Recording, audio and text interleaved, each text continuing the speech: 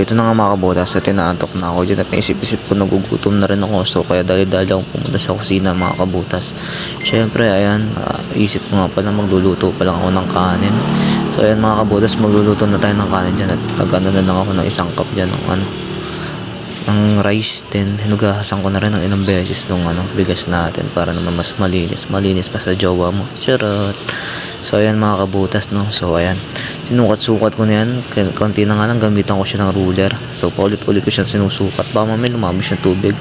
Konti na lang, lagyan na naman ng itlog at maging lugaw. So ayan mga kabutas, dali-dali ko naman sinusukat din.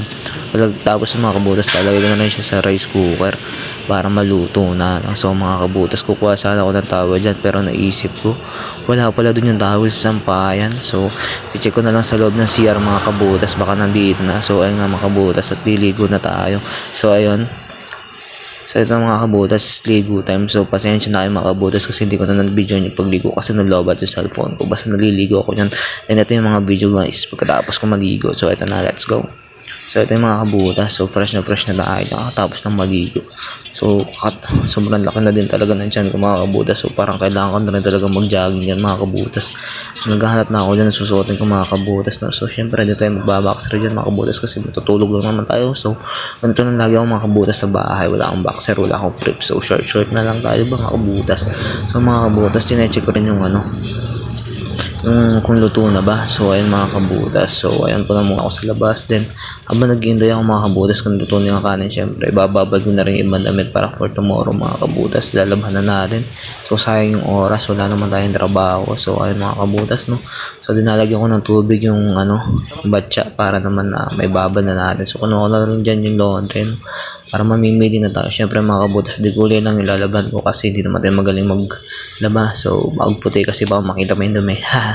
So ayun mga kabutas, basta nilagay ko na dyan. Saan pinagsama-sama ko na short damit, basta mga di kulay mga kabutas, pinagsama-sama ko na para isang labahan na lang din. Ayun, kitang-kita nyo naman kahit bagong ligo ako dyan, nagbabad na ako para hindi sayang oras mga kabutas no?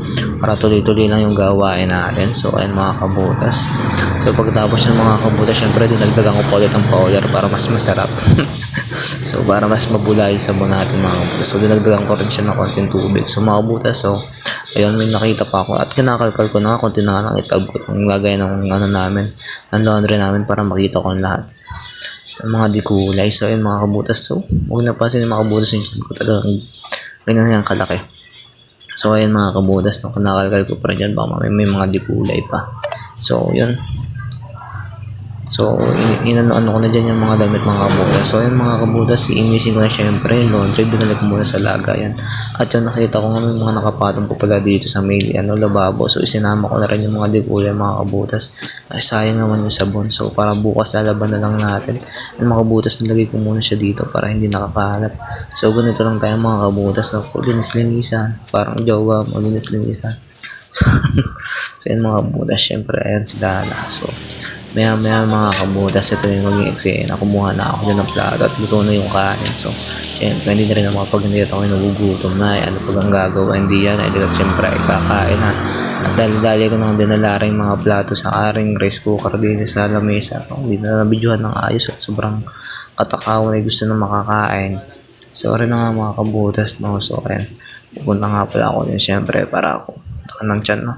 So ayan mga kabutas no, para walang sayang. So naglagyan ng ulam, lalagyan ko ng kanin, kukuskusin ko yan. Siyempre ganito kami sa probinsya din dati mga kabutas, para walang sayang. Malasa naman to kasi adobo to, pinaganuhan to ng adobo. So yun lang naman mga kabutas no. So thank you for watching this video. Sana don't forget to like and share this video mga kabutas. So yun mga kabutas, mekos ko na din, isasalang ko din sa plato kasi sayang yung lasa, diba mga kabutas, kasi sayang naman. So ayun mga kabutas no, yun naman din. Ayun, nagbihis na ako bago kumain. Syempre respect na lang sa pagkain. Kung kaya mo respeto yung jowa mo, respeto mo rin yung pagkain. Charot. So ayun mga kabutas no, kakain na ako at ayun, pakinggan yung usapan ng dalawa kung kasama dito sa bahay. So ayun, basta wala akong makakain na ako kasi nagugutom na ako. Ayun, adobo nga pala yung ulam namin mga kabutas. Pasensya nyo na ingay na dalawa, talagang ganyan talaga yung mag-uusap. So yun lang naman mga kabutas no. So yun lang, love and thank you sa support mga kabutas no. Tara, kain tayo, let's go. Hindi siya mawala ng hangin, okay? kain ng masarap. Siyempre magkakamay na lang ako mga kabutas para masarap na yung kain natin. Yun lang naman. Bye bye. I'm begging you, put your loving hand out, baby.